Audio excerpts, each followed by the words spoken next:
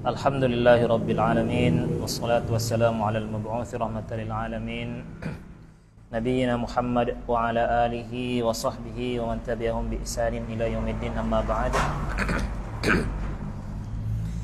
Ikhwani fid din, teman-teman sekalian yang semoga selalu dirahmati dan diberkahi oleh Allah Subhanahu wa taala. Insyaallah pada sore hari ini akan kita lanjutkan kembali pembahasan kita dari sebuah kitab yang berjudul Al-Minnahul Aliyah fi Bayani Sunanil Yaumiyah, tentang amalan-amalan sunnah yang dituntunkan oleh Nabi Shallallahu Alaihi Wasallam dalam keseharian seorang muslim. Dan pada pertemuan-pertemuan kita sebelumnya kita telah membahas cukup banyak sunnah yang diajarkan oleh Nabi SAW pada waktu-waktu tertentu, dimulai dari ketika seorang muslim bangun dari tidurnya, kemudian memasuki waktu subuh, memasuki waktu duha, lalu waktu zuhur, kemudian waktu asar. Di sana ada berbagai macam sunnah ajaran Nabi SAW yang sifatnya sunnah. Tentu pembahasan kita sekali lagi berkisar pada amalan-amalan yang sifatnya sunnah, karena amalan-amalan yang sifatnya wajib itu sudah jamak diketahui oleh kaum muslimin ya. Tetapi ada banyak amalan yang terkadang luput oleh kita, demikian pula oleh mayoritas kaum muslimin ya, yang sifatnya sunnah. Dan ini penting ya untuk kita perhatikan, karena sebagaimana kita pahami bersama bahwasanya amalan-amalan sunnah tersebut menempati kedudukan yang penting di dalam agama kita. Dan telah berlalu pembahasan apa manfaat dari membiasakan untuk melakukan amalan-amalan sunnah tersebut. Tentu setelah kita mendahulukan amalan-amalan yang wajib. Ketika amalan wajib sudah kita laksanakan, maka tugas kita untuk memperbanyak amalan-amalan sunnah tersebut. Di antara manfaat amalan sunnah adalah menambal kekurangan yang ada pada amalan-amalan wajib kita. Kemudian ketika seorang muslim juga memperbanyak amalan sunnahnya, maka itu akan mendatangkan kecintaan dari Allah Subhanahu wa taala. Ya. Apa yang tidak didapatkan oleh kaum muslimin yang lain ya. Baik, pembahasan kita berikutnya adalah sunnah-sunnah, amalan-amalan sunnah pada waktu maghrib. Lalu akan kita lanjutkan nanti amalan-amalan sunnah pada waktu isya dan seterusnya. Kita melihat waktu ya. Afwan tadi agak telat ya. Pada halaman 152 dari buku panduan yang kita pegang, dikatakan oleh penulis fihi iddatu umur, ada beberapa amalan-amalan sunnah pada waktu maghrib ini.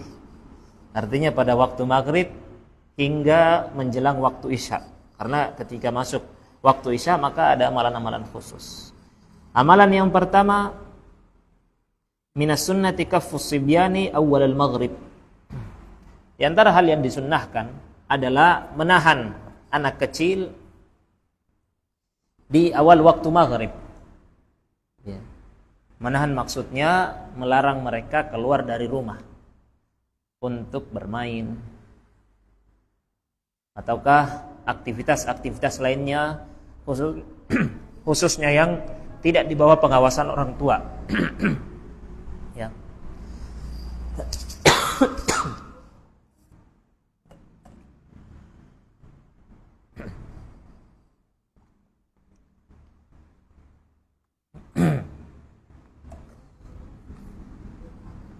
Kemudian sunnah yang kedua, minas sunnati ighlaqul abwabi awwal al-maghribi wa dzikru ismillah ta'ala. Di antara hal yang disunnahkan adalah menutup pintu, termasuk menutup jendela rumah di awal waktu maghrib dengan menyebut nama Allah Subhanahu wa taala. Kata penulis hafizahullah taala, melakukan kedua adab ini merupakan bentuk penjagaan dari setan dan jin. Jadi salah satu tujuannya adalah melindungi anak kecil dan menjaga rumah kita dari gangguan setan dan jin. Ya. Dan khusus menahan anak ya di awal waktu maghrib ya, itu merupakan bentuk penjagaan untuk mereka dari setan-setan yang berkeliaran pada waktu tersebut. Demikian pula menutup pintu pada waktu tersebut dan sembari menyebut nama Allah Subhanahu wa taala ketika menutupnya. Ya, jadi ketika masuk waktu maghrib ya, itu anak-anak yang masih berkeliaran di luar itu disuruh pulang. Makanya mungkin orang tua kita sejak dahulu ketika kita main di sore hari itu disuruh untuk pulang. Jadi itu ternyata bersesuaian dengan ajaran Nabi SAW. Ketika orang tua kita melarang, ya, kalau sudah azan kita disuruh untuk pulang. Karena ternyata itu waktu setan untuk berkeliaran. Hanya saja kalau di zaman sekarang ya, dijumpai banyak ya orang-orang tua yang membiarkan anaknya tetap bermain setelah sholat maghrib. Ya. Apalagi kalau di pemukiman-pemukiman yang terang mungkin ya, yang secara zahir itu tidak mengkhawatirkan, nah itu dibiarkan saja. Ya memang tidak mengkhawatirkan dari gangguan manusia, tapi bisa jadi mengkhawatirkan dari gangguan setan, kalangan jin, bukan dari kalangan manusia. Misalnya di perumahan-perumahan itu kan terang, terkadang ya dibiarkan aja. Termasuk menutup pintu ya dan menutup jendela. Kata penulis di sini, wa kam min sabiyyin wa baitin tamakkanatis syayatin minhu fi hadzal waqti wahlahu la yash'urun. Dan betapa banyak anak kecil, demikian pula rumah yang diganggu oleh setan di waktu-waktu ini, sedangkan mereka tidak sadar. Jadi bisa jadi gangguan-gangguan itu bukan berupa gangguan fisik, ya, tetapi mungkin ada ada was-was yang dibisikkan, ataukah hal-hal yang mungkin pengaruhnya tidak begitu terasa, tapi itu adalah gangguan. Itu adalah gangguan. Fama a'zama riayatil Islam li sibyanina. Betapa menjaganya agama Islam terhadap anak-anak kita dan rumah-rumah kita. Dan sunnah ini, kedua sunnah ini berdasarkan hadis Nabi SAW yang diriwayatkan dari sahabat Jabir bin Abdullah radhiyallahu anhuma. Beliau mengatakan Rasulullah SAW bersabda, "Idza kana junhul laili aw amsaytum," apabila telah menjelang malam atau memasuki waktu petang, fakuffu sibyanakum, maka tahanlah anak-anak kalian. Fa inna syayatina tantashiru hina idzin, karena setan pada waktu-waktu tersebut itu berkeliaran. Fa idza dhahabat sa'atun minal laili fakhalluhum, tetapi apabila beberapa waktu telah berlalu, maka biarkan. Ya, artinya kalau sudah memasuki waktu Isya, ya nanti akan kita bacakan penjelasan dari para ulama, itu tidak mengapa kita biarkan lagi. Ya, terkadang ini mungkin nggak bisa kita bayangkan, ya, apa bedanya antara setelah maghrib atau setelah Isya. Ya. Bahkan mungkin secara zahir itu setelah Isya itu lebih berbahaya, istilahnya lebih menakutkan, lebih horor. Tapi kata Nabi SAW, justru waktu maghribnya tersebut itu lebih berhati-hati. Walaupun seluruh malam itu tentu kita lebih berhati-hati, karena umumnya malam itu adalah waktu untuk berkeliarannya para jin. Ya. Tetapi Nabi SAW lebih menekankan pada waktu maghrib. Ya. Wa aghliqul abwab. Ya. Demikian pula ketika masuk waktu maghrib, maka tutuplah pintu. Dan sebutlah nama Allah Subhanahu wa taala, bismillah, fa inna syaitana la yaftahu baban mughlaqan. Karena setan itu tidak bisa membuka pintu yang ditutup. Ya.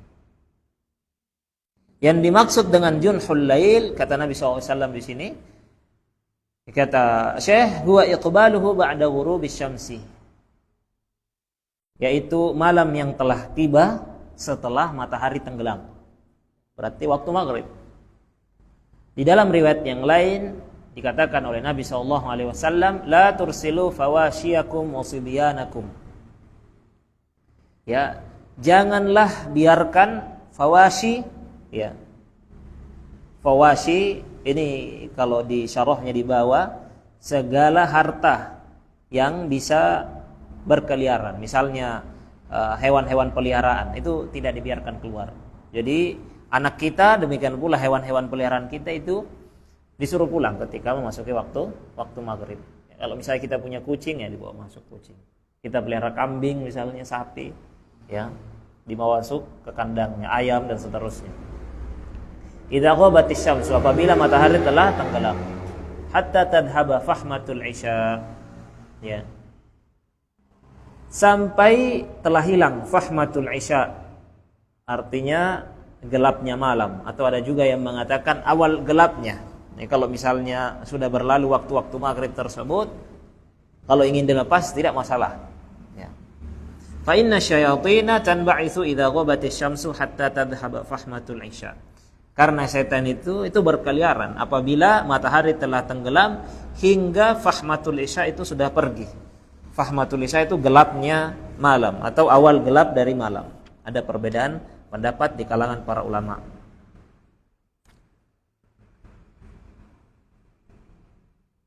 Ya.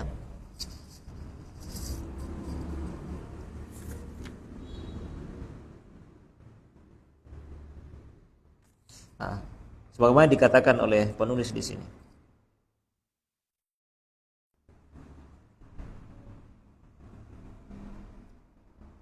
Fahmatul isya, ya, ada yang mengatakan gelapnya malam antara sholat maghrib dan sholat isya. Ya.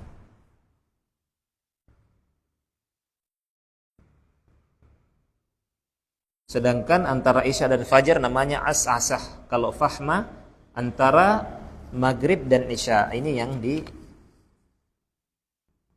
oleh Nabi SAW untuk atau diperintahkan oleh Nabi untuk menahan anak-anak kita, kemudian hewan-hewan peliharaan kita.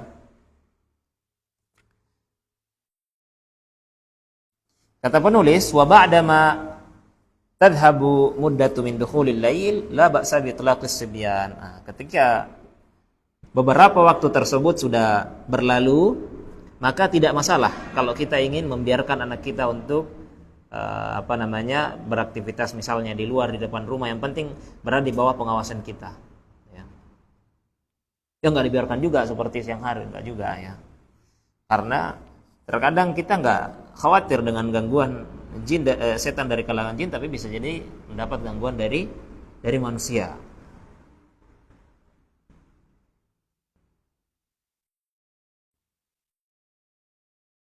Kata Ibnu Hajar, kenapa kok waktu-waktu tersebut ya dilarang atau Nabi SAW memerintahkan untuk menahan anak-anak kita? Hikmahnya adalah li'anna harakatahum fil laili amkanu minha lahum fin nahar. Ya. Karena gerakan setan itu lebih leluasa ya di waktu malam dibandingkan di waktu siang. Ya. Makanya mungkin sejak dahulu itu di mindset kita itu kalau malam ini banyak setan, banyak jin dan seterusnya. Karena memang pergerakan mereka, aktivitas mereka itu lebih leluasa di waktu malam. Mereka lebih kuat di waktu malam. Li'anna adh-dhalam ajma'a lil quwa asy-syaitaniyati min ghairihi. Karena waktu gelap itu mereka lebih kuat. Ya. Ya, kekuatan setan itu lebih terkumpul, lebih kuat. Wa kadzalika kullu sawad, demikian pula setiap sesuatu yang hitam, gelap. Ya, jadi di tempat-tempat gelap itu memang setan, ya, jin itu lebih kuat dibandingkan yang terang-terang.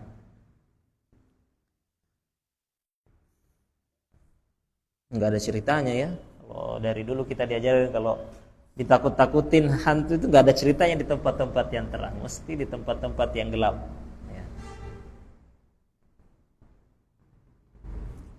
Bukan berarti kalau tempat gelap ya takut, ya tidak. Qala al-Imam Ibnu Abdul War wa fil hadithi al-amru bi ghalqil abwabi minal buyuti fil lail. Nah, di dalam hadis ini terdapat perintah untuk menutup pintu ketika masuk waktu malam hari. Wa tilka sunnatun ma'murun biha rifqan bin nas li syayatinil insi wal jin. Dan sunnah tersebut ini diperintahkan dalam rangka untuk menyayangi umat manusia dari gangguan setan dari kalangan manusia maupun dari kalangan jin, ya. Dan seterusnya dari penuturan penulis di sini. Kemudian kata penulis juga di halaman 155, nggih, matur suwun. Wa kafus sibyan wa ighlaqul abwab awalul maghrib innama huwa min babil istihbab. Dan menahan anak-anak kemudian menutup pintu ketika masuk waktu maghrib itu hukumnya dianjurkan, jadi bukan wajib. Jadi bukan wajib. Tidak lantas berdosa apabila kita tidak melakukannya. Ini hukumnya sunnah. Ya. Hukumnya sunnah. Taib, itu sunnah yang pertama dan sunnah yang kedua di waktu maghrib. Apa tadi? Menahan anak, ya, anak-anak untuk bermain atau beraktivitas di luar. Yang kedua, menutup pintu atau jendela rumah ketika masuki waktu maghrib. Kemudian sunnah yang ketiga, salatu rak'ataini qabla al-maghrib, ya. Salat 2 rakaat sebelum maghrib, artinya sebelum salat maghrib. Ketika memasuki waktu maghrib, sebelum menegakkan salat maghrib, disunnahkan untuk melaksanakan salat 2 rakaat. Berdasarkan hadis dari sahabat Abdullah bin Mughaffal al-Muzani radhiyallahu anhu, dari Nabi SAW beliau bersabda, "Shallu qabla salatil maghrib." Salatlah kalian sebelum melakukan salat maghrib. Ya. Qala fi tsalisah, ya. Kemudian tadi beliau mengatakan kalimat tersebut sebanyak 2 kali, lalu yang ketiga beliau mengatakan liman syaa, bagi yang menghendakinya. Apa maksudnya bagi yang menghendakinya? Karahiyatu an yattakhidahan nasu sunnatan. Maksudnya karena beliau khawatir orang-orang akan menganggap perintah beliau tersebut menandakan sunnah yang sifatnya rawatib. Ya, artinya salat sunnah sebelum salat maghrib itu hukumnya sunnah, tetapi bukan salat sunnah rawatib seperti sebelum salat zuhur, setelah salat maghrib, setelah salat isya, sebelum salat subuh dan seterusnya. Ini salat sunnah tapi bukan salat sunnah rawatib yang pernah kita pelajari, ada 10 atau 12 rakaat. Sehingga disunnahkan untuk terkadang dilakukan, terkadang tidak dilakukan, ya. Terkadang dilakukan, terkadang tidak dilakukan. Meskipun demikian, para sahabat itu tetap bersemangat dan berlomba-lomba untuk melakukannya. Ya. Berdasarkan penuturan dari Anas bin Malik radhiyallahu anhu, laqad ra'aitu kibar ashabin Nabi sallallahu alaihi wasallam yabtadiruna as-sawari 'inda al-maghrib. Ya. Aku menyaksikan para sahabat Nabi sallallahu alaihi wasallam, ya, yang senior itu mereka berlomba-lomba, ya, untuk menghadap sutroh ketika hendak salat maghrib, ya. Bahkan kata Anas bin Malik di riwayat yang lain, dahulu ketika kami berada di Madinah, apabila seorang muadzin telah mengumandangkan adzannya untuk salat maghrib, ibtadarus sawari, mereka berlomba-lomba untuk menuju sutroh, ya, menuju sutrah. Fayarka'una rak'ataini, ya, rak'ataini, kemudian mereka salat 2 rakaat. Hatta innar rajulal ghariba la yadkhulul masjida fayahsibu anna as-salata qad sulliyat min kasrati man yusallihi. Sampai-sampai seorang laki-laki asing yang masuk ke dalam masjid, mereka akan menyangka bahwasanya salat maghrib telah ditegakkan karena banyaknya orang yang melakukan 2 salat atau sholat 2 rakaat tersebut. Ya. Semua orang sholat sunnah, ya, semua orang sholat sunnah, ya, sampai-sampai dikira ini kayaknya sholat maghrib. Nah, nanti mungkin dia baru sadar ketika kok yang lain ada yang sudah ruku, ada yang belum, kan begitu. Ya. Ternyata itu cuma sholat sunnah.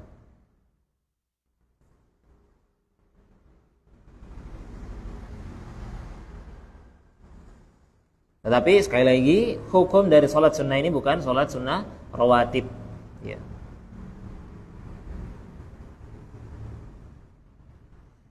Kemudian di paragraf berikutnya dikatakan oleh penulis rahimahullah atau hafizahullah, wa aidan yusannu salatu rak'ataini baina kulli adzanin wa iqamatin. Demikian pula disunnahkan melaksanakan salat 2 rakaat setiap ya waktu antara adzan dan iqamah. Jadi ini sedikit berbeda dengan yang tadi. Intinya secara umum setiap waktu salat tersebut antara adzan dan iqamah itu disunnahkan untuk melakukan salat 2 rakaat. Ya. Walaupun tidak semua statusnya rawatib. Karena rawatib kan cuman ya zuhur, sebelum salat zuhur, sebelum salat subuh. Ya kan? Nah, yang lainnya di waktu-waktu yang lainnya tetap disunnahkan untuk melakukan sholat, tetapi bukan rawatib. Sebelum sholat maghrib, sebelum sholat asar, ya, sebelum sholat isya itu disunnahkan untuk melakukan sholat 2 rakaat. Ya, kata penulis, wasawaun kanat hatani rak'atani ratibatal kal fajri wal zuhri. Ya. Ya. Boleh jadi 2 rakaat tersebut ya adalah 2 rakaat yang termasuk salat rawatib, yaitu salat rawatib fajar dan zuhur, maka salat-salat rawatib tersebut itu sudah memenuhi, sudah dianggap dia juga melaksanakan salat sunnah di antara adzan dan iqamah. Atau misalnya ketika dia duduk di masjid, kemudian muadzin mengumandangkan adzan salat asar atau salat isya, maka disunnahkan bagi dia untuk berdiri melakukan sholat 2 rakaat. Ya, jadi walaupun statusnya bukan sholat sunnah rawatib, tapi sholat sunnah antara adzan dan iqamah. Ya.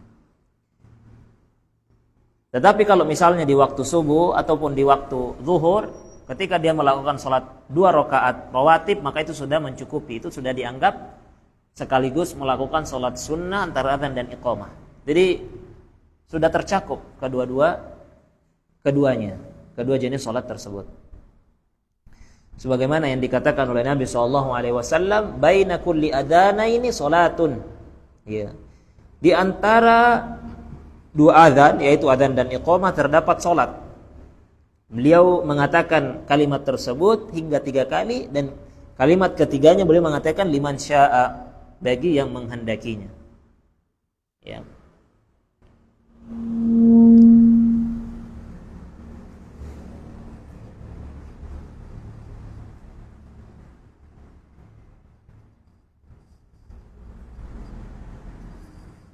Kata penulis di paragraf berikutnya, wala syakka anna ar-rak'ataini qabla al-maghribi aw baina kulli adhanaini laysat muakkadatan ka ta'kidis sunanir rawatib. Dan tidak diragukan bahwasanya 2 rakaat sebelum salat maghrib ya atau 2 rakaat di antara adzan dan iqamah itu tidak dianggap sebagai salat muakkad, salat rawatib muakkad. Sebagaimana muakkadnya salat-salat sunnah rawatib. Sehingga wa inna ma tutraku ahyanan, terkadang dia tidak dilakukan. Jadi tidak dilakukan setiap saat. Sebagaimana kata Nabi SAW di hadis yang tadi kita bacakan, liman syaa, bagi yang menghendakinya. Artinya statusnya bukan sholat sunnah rawatib muakkad, dia cuma sholat sunnah biasa. Terkadang kita lakukan, terkadang tidak.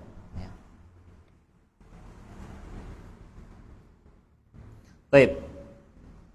Itu sunnah yang ketiga, melakukan sholat 2 rakaat sebelum sholat maghrib. Dan pada waktu-waktu sholat lainnya juga dilakukan hal yang semisal. Sunnah yang keempat, yukrahun naumu qabla al-isya. Dimakruhkan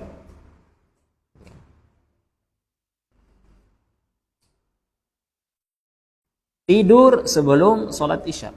Jadi antara waktu maghrib dan waktu isya itu dimakruhkan untuk tidur. Ya. Berdasarkan hadis yang diriwayatkan dari sahabat Abi Barzah Al-Aslami radhiyallahu anhu, anna Nabi sallallahu alaihi wasallam kana yastahibbu an yuakhkhira al-isya. Nabi sallallahu alaihi wasallam beliau menyukai mengakhirkan atau menunda waktu isya. Beliau juga mengatakan wa kana yakrahu an-nauma qablaha. Beliau membenci tidur sebelum waktu isya. Wal hadis ba'daha, dan juga membenci ngobrol-ngobrol setelah waktu isya. Ya.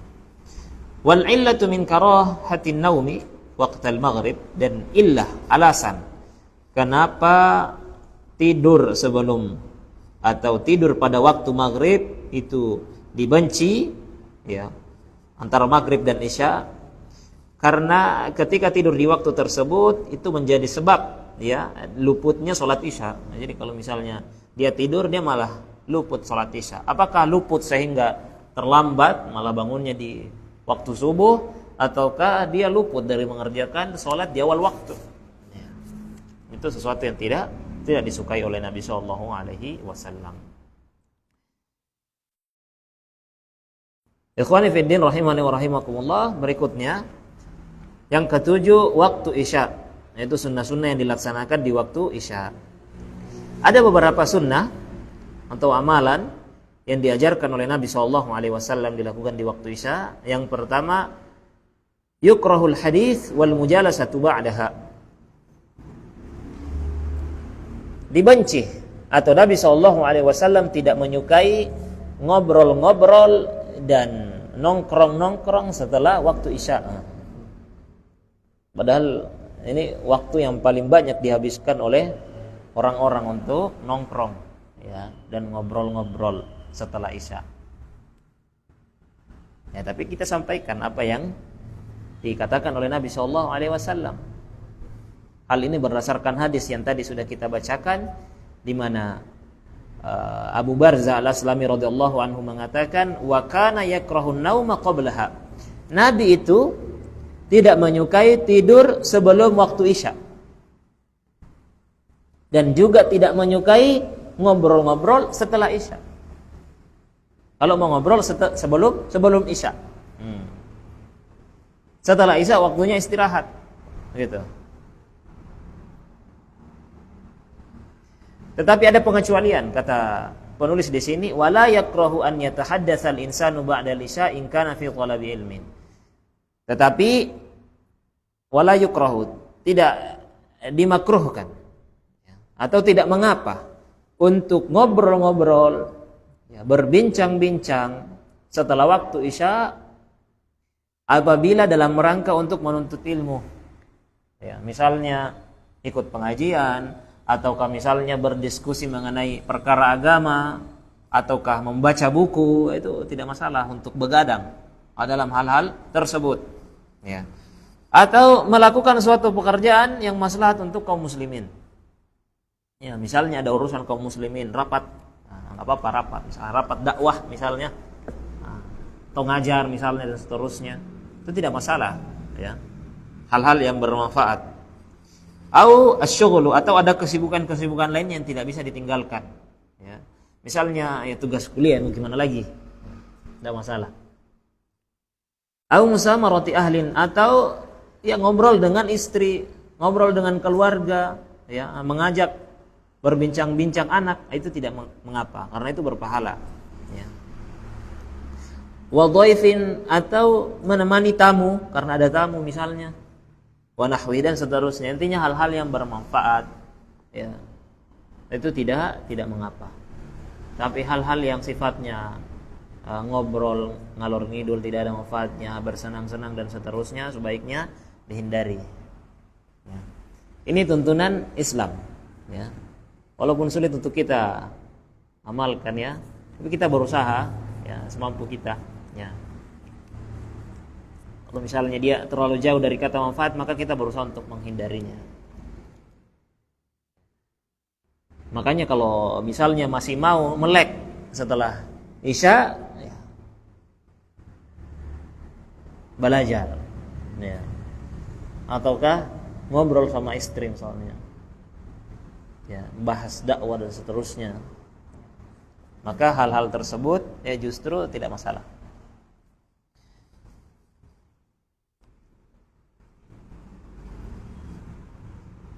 Ada beberapa hadis yang menunjukkan akan hal tersebut. Tadi sudah kita bahas salah satu hadisnya. Di antara hadis yang lain adalah dari Umar bin Khattab radhiyallahu anhu, beliau mengatakan Rasulullah SAW itu ngobrol-ngobrol bersama dengan Abu Bakar mengenai suatu perkara kaum muslimin. Ya. Dan aku membersamai mereka berdua. Tidak masalah. Demikian pula hadis dari Ibnu Abbas, kata beliau, aku bermalam di rumah Maimunah. Ya. Jadi Maimunah ini kalau tidak salah bibinya Ibnu Abbas, ya. Bibinya Ibnu Abbas. Jadi mahramnya. Makanya Ibnu Abbas pernah menginap di rumah Maimunah, istri Nabi SAW. Pada saat itu Rasulullah SAW menginap di rumahnya Maimunah. Maka apa yang disaksikan oleh Ibnu Abbas?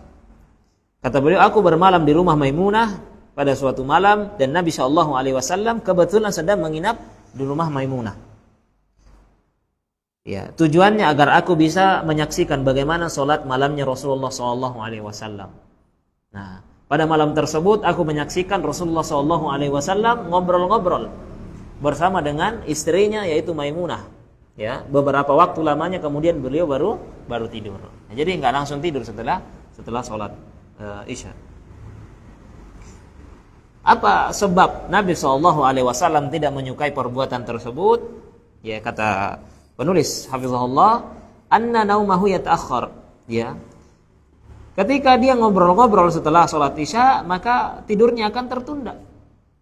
Sehingga dikhawatirkan dia luput untuk melakukan sholat subuh pada waktunya, atau dia luput dari melakukan sholat subuh di awal waktu. Karena dia begadang sehingga telat bangunnya. Ya. Atau luput ya, untuk melakukan sholat malam bagi orang yang telah terbiasa untuk melakukan sholat malam. Ya. Jadi kalau dia sudah punya kebiasaan untuk sholat malam, ya, maka dia lebih ditekankan untuk tidak begadang di malam tersebut karena dia sudah memiliki kebiasaan sholat malam. Saya khawatirnya malah luput. Malam-malam sebelumnya dia rajin sholat malam, tetapi ternyata karena dia begadang pada malam tersebut, ngobrol-ngobrol yang tidak penting dan bermanfaat, dia jadi luput. Ya.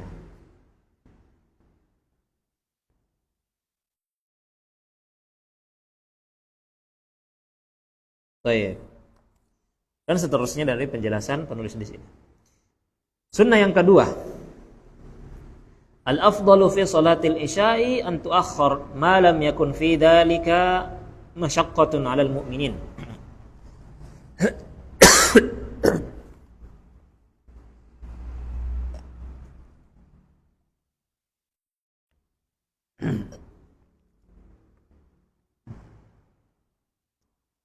Yang lebih afdal adalah salat Isya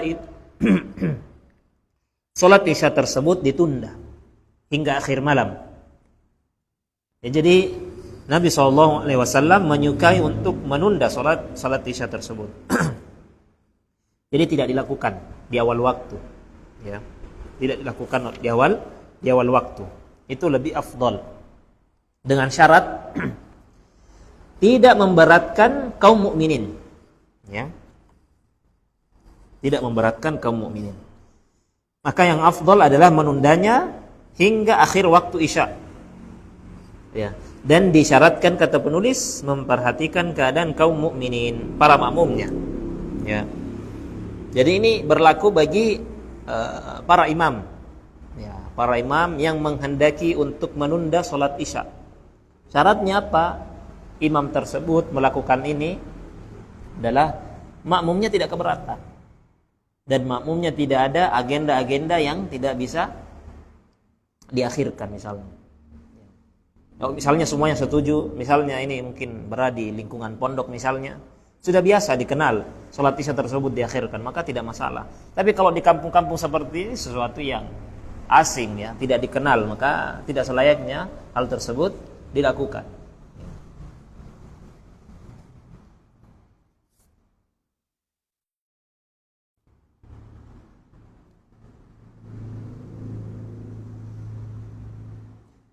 Kata Nabi SAW dari hadis yang diriwayatkan dari sahabat Abu Hurairah radhiyallahu an, "Laula an asyqa ala ummati la amartuhum an yuakhirul isya ila thuluthil lail aw nisfihi." Seandainya aku tidak memberatkan umatku, ya, niscaya aku akan perintahkan mereka untuk menunda salat isya hingga sepertiga malam, ya, atau hingga setengah malam. Jadi akhir dari sepertiga malam yang pertama itu ditunda. Ya, misalnya mungkin hingga sampai jam 10 atau seperdua malam, berarti mungkin jam 11, setengah 12. Ya. Tapi kalau sekarang mungkin berat.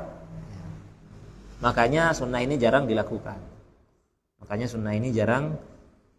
Jarang kita saksikan ada yang mengamalkan sunnah ini karena syaratnya tidak terpenuhi. Ya. Kebanyakan kaum mukminin itu akan berat, ya, karena mereka sudah punya keluarganya nggak bisa dikondisikan, ya, sehingga dilakukan di awal waktu. Berdasarkan hadis-hadis di atas, kata penulis hafizahullah, maka disunnahkan bagi seorang perempuan yang dia tidak berkewajiban untuk melakukan sholat jamaah, dia menunda sholat isya'nya. Nah, ini kata penulis, ya.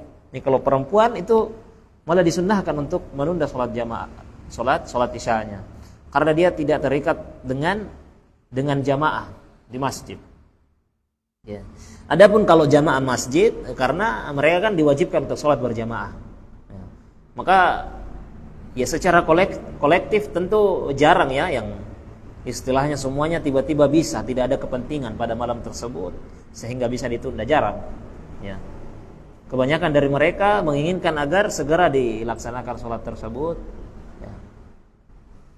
Dan sholat jamaah itu hukumnya wajib, maka mereka mengikuti sholat jamaah isya di awal waktu. Sedangkan bagi perempuan, karena dia tidak berkewajiban untuk melaksanakan sholat jamaah di masjid, maka dia disunnahkan untuk menunda sholat isyanya tersebut, dengan syarat juga tidak menyusahkan bagi dia. Tapi kalau menyusahkan, ya, dia juga ngantuk misalnya, ya, atau ada agenda-agenda lainnya, maka ya sudah, dia laksanakan sholat isya tersebut di awal waktu. Demikian pula seorang laki-laki yang tidak terikat dengan sholat jamaah, misalnya dia sedang melakukan perjalanan atau safar, nah, maka disunnahkan sholat isya di akhir waktu.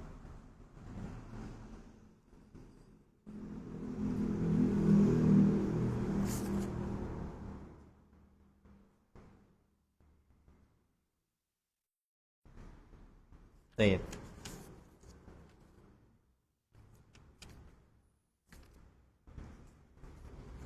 Kemudian sunnah yang terakhir di waktu isya,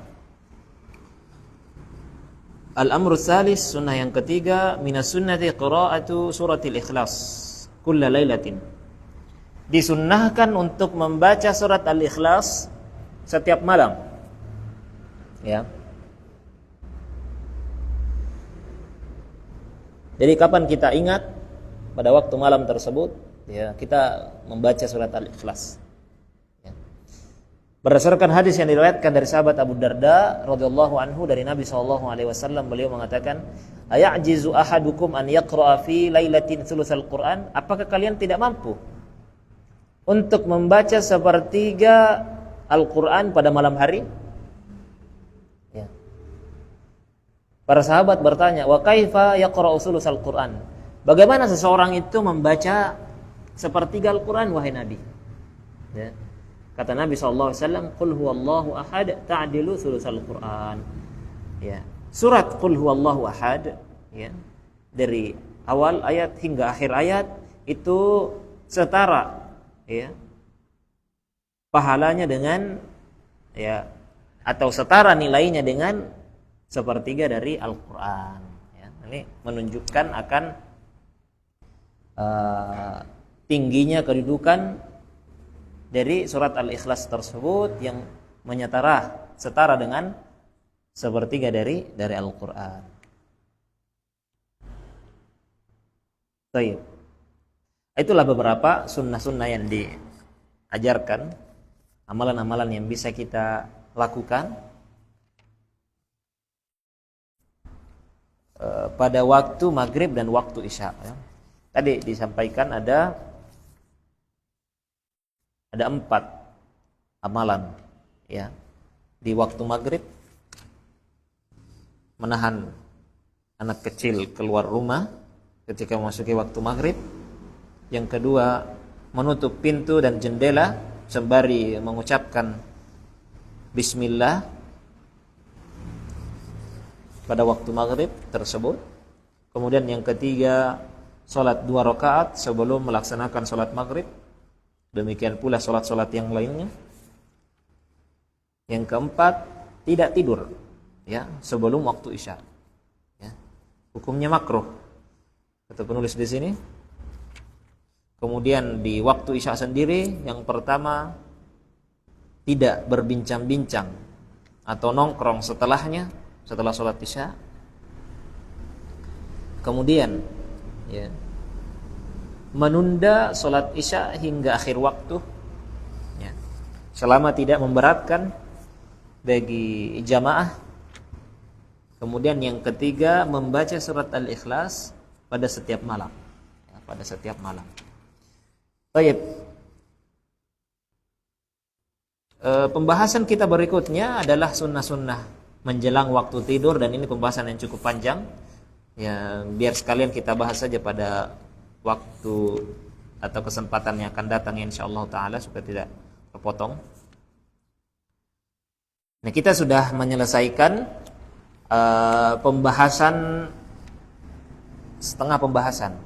Karena buku ini terbagi menjadi 2 bagian besar ya. Secara umum, bagian yang pertama adalah amalan-amalan sunnah yang terikat dengan waktu-waktu tertentu, sudah kita bahas.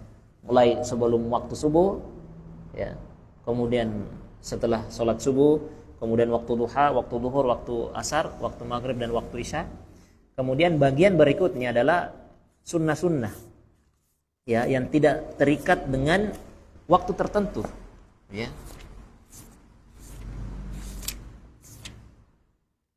Atau waktu tidur ini masih terikat dengan waktu isya ya. Nanti setelah sunnah-sunnah tentang tidur yang berkaitan dengan tidur, nanti akan kita bahas sunnah-sunnah yang tidak terikat dengan waktu-waktu tertentu. Semisal sunnah yang berkisar tentang kegiatan makan ya, banyak ya.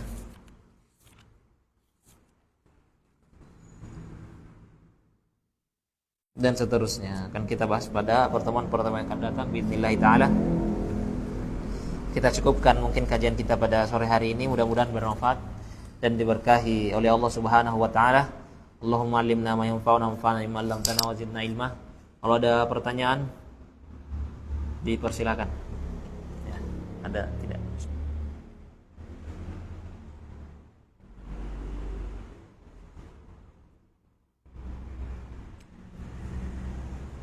Tidak ya? Baik, kalau tidak ada kita tutup dan kita cukupkan majelis kita pada sore hari ini, mudah-mudahan bermanfaat. Subhanakallahumma bihamdika asyhadu an la ilaha illa anta astaghfiruka wa atubu ilaik. Walhamdulillahirabbil alamin. Assalamualaikum warahmatullahi wabarakatuh.